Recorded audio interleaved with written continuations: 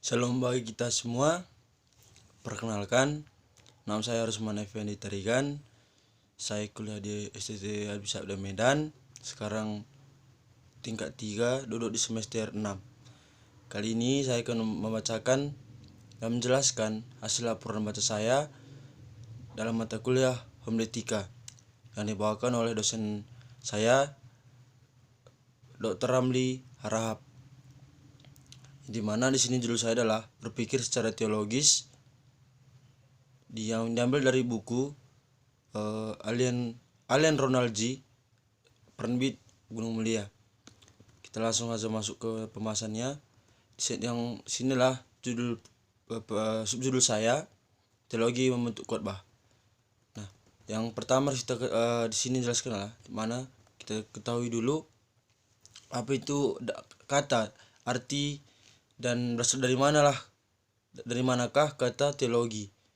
Nah, kata teologi ini berasal dari bahasa Yunani yang berarti berpikir tentang logos dan Allah atau theos. Dalam pengertian umum, setiap orang Kristen mempunyai sebuah teologi karena masing-masing orang Kristen berpikir tentang Allah.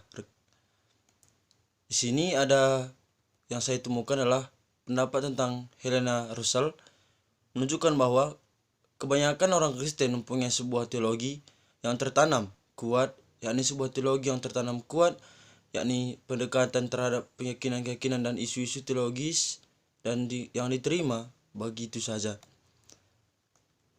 entah formal atau informal, entah tertanam kuat atau merupakan hasil dari perkembangan yang kritis.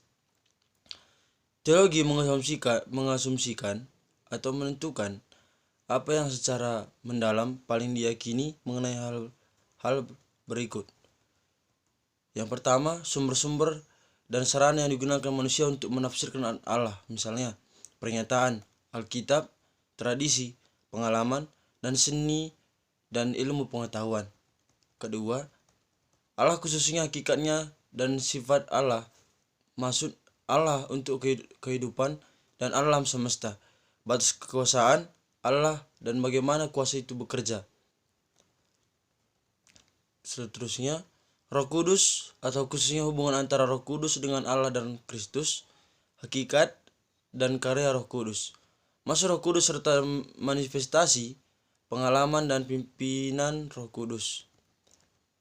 Selanjutnya, dunia atau hubungan yang saling terjalin antara manusia, binatang, dan lingkungan fisik. Khususnya tingkat sejauh mana dunia dalam keadaannya yang sekarang sejalan dengan rencana Allah eskatologi.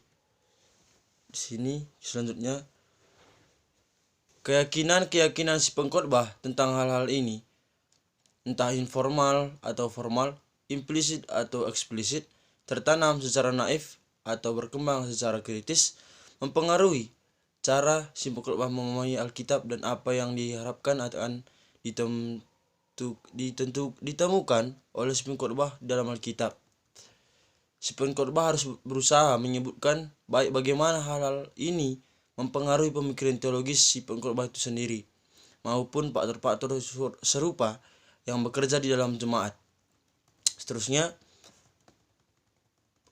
para pengkhotbah perlu membuat pilihan-pilihan yang cerdas dan kritis di antara berbagai teologi mengenai masalah dan pertanyaan-pertanyaan yang paling dapat diterima oleh si pengkhotbah. Hubungan antara pengkhotbah teks, teologi, dan khotbah dijelaskan dalam diagram. Selanjutnya, si pengkhotbah tidak semata-mata memberitakan teks, tetapi menafsirkan teks Alkitab atau subtema, sebuah tema atau doktrin, praktik, atau isu tertentu melalui lensa asumsi teologis dari dirinya. Keyakinan terdalam tentang Allah, tentang Kristus, Roh Kudus, gereja, dan dunia. Selanjutnya, si pengkhotbah dapat dibantu dalam dua cara dengan mengembangkan kesadaran tentang lokasi sosial di si pengkhotbah. Para pengkhotbah,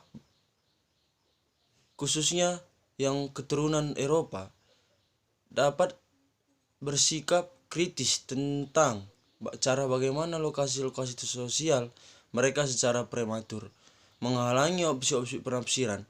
Misalnya, seorang pengkhotbah dari sebuah komunitas marginal yang memiliki rasa identitas yang pada dasarnya komunal, mungkin peka tidak hanya terhadap unsur komunal yang diasumsikan oleh orang-orang di dunia Alkitab, tetapi juga mempersepsikan kebutuhan dan akan hubungan di antara berbagai komunitas di Amerika Utara dan menjadi lebih egalitarian agar lebih mampu merefleksikan maksud-maksud Allah. Selanjutnya, dari pengalaman-pengalaman dalam keluarga asal pengkhotbah sendiri hingga peristiwa internasional yang mempengaruhi stabilitas sosial dan melahirkan berbagai perasaan, pengkhotbah harus berbicara lebih dengan kalimat-kalimat indikatif atau kalimat yang sebenarnya ketimbang kalimat-kalimat imperatif atau perintah atau suruhan. Artinya si pengkhotbah lebih memberitakan apa yang Allah lakukan untuk keselamatan ketimbang mengajarkan kepada umat untuk melakukan bagaimana seharusnya umat kehidupan di manusia. Si pengkhotbah harus bicara dalam bahasa sehari-hari umat dan bukan teologi yang abstrak. Artinya seorang pengkhotbah itu tidak monoton menggunakan bahasa Alkitab, tapi seorang pengkhotbah juga perlu menggunakan bahasa sehari-hari supaya lebih mudah dipahami oleh para pendengar. Nah, selanjutnya, Taurat membuat orang merasa sadar dan pedih akan dosanya. Tidak harus menceritakan kerinduan yang mendalam untuk mendengarkan Injil, bahwa berita Allah dibenarkan hanya melalui Yesus Kristus. Nah, fungsi utama khotbah adalah menolong komunitas untuk menerima kasih Allah bagi orang berdosa. Selanjutnya, memang banyak khotbah Lutheran yang disusun oleh sebagai sebuah gerakan dari Taurat ke anugerah, dari pengakuan dosa ke kesadaran akan perkenaan Allah yang kita peroleh. Meskipun tidak layak menerimanya, sejalan dengan teologi Wesleyan, khotbah-khotbah dalam tradisi ini sering kali menekankan pertobatan, pembenaran oleh kasih karunia, dan kesucian. Nah, Gereja Anabaptis adalah turunan yang gerakan reformasi radikal para reformator Swiss, Belanda, dan Jerman. Komunitas-komunitas ini terkenal dengan praktik-praktik ibadah publik dan khotbah mereka yang khas serta komitmen mereka untuk memisahkan diri dari nilai-nilai dan perilaku duniawi. Selanjutnya, meskipun kini sering mengikuti tahun gerejawi di leksionari yang terpilih, para pengkhotbah dalam sayap radikal reformasi cenderung menganggap pesannya sebagai sebuah alat untuk menolong komunitas yang ada untuk bertumbuh dan kemuridan. Sebuah kelompok separatis lainnya yang mirip dengan kaum Anabaptis muncul dari gereja Inggris pada abad ke-17 dan kini berkumpul dengan Baptis. Selanjutnya, khotbah-khotbah cenderung disusun dalam cara persuasif untuk bergerak menuju suatu undangan, menuju pertobatan, dan komitmen kepada gagasan besar khotbah atau kepada tindakan yang diharapkan timbul dari khotbah itu. Banyak pengkhotbah secara bebas memilih sebuah perikop Alkitab, sementara yang lainnya berkhotbah secara berseri melalui bagian dari Alkitab, dan sebagian yang mengikuti tahun gerejawi ataupun sebuah leksionari pilihan. Selanjutnya, aspek yang paling terkenal dalam kaum Quaker adalah cara mereka mengandalkan keheningan dalam ibadah dan terhadap gerakan Roh Kudus yang di jemaat yang akan memimpin warga untuk bangkit dan berbicara keheningan. Sementara gerakan Pentakosta baru berusia 100 tahun lebih sedikit. Gerakan ini adalah sebuah gerakan yang khas dan bertumbuh dengan cepat. Para pengkhotbah berpentakostal biasanya berorientasi evangelikal dan menekankan kehadiran dan pekerjaan Roh Kudus. Para sejarawan dan filsuf seringkali membagi sejarah intelektual manusia keturunan Eropa kepada 3 periode intelektual besar. Selanjutnya, ungkapan-ungkapan seperti teologi modern atau khotbah modern merujuk pada teologi yang berkhotbah yang dicirikan oleh keprihatinan pencerahan. Dalam komunitas-komunitas pra-modern, tradisi seringkali menjadi sumber utama otoritas.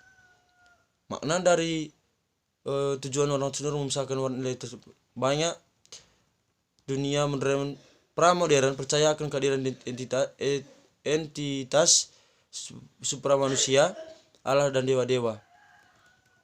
Selanjutnya, dalam Schleiermacher mengartikulasikan sebuah perspektif alternatif tentang agama yang bersimpati pada pembebasan perencanaan dan primitif dan otoritarisme yang wewenang, namun tidak steril seperti agama khusus rasional. Sementara Schleiermacher percaya bahwa Kristenan adalah ungkapan yang tertinggi dari agama. Itu yang bisa saya jelaskan. Terima kasih. Salam.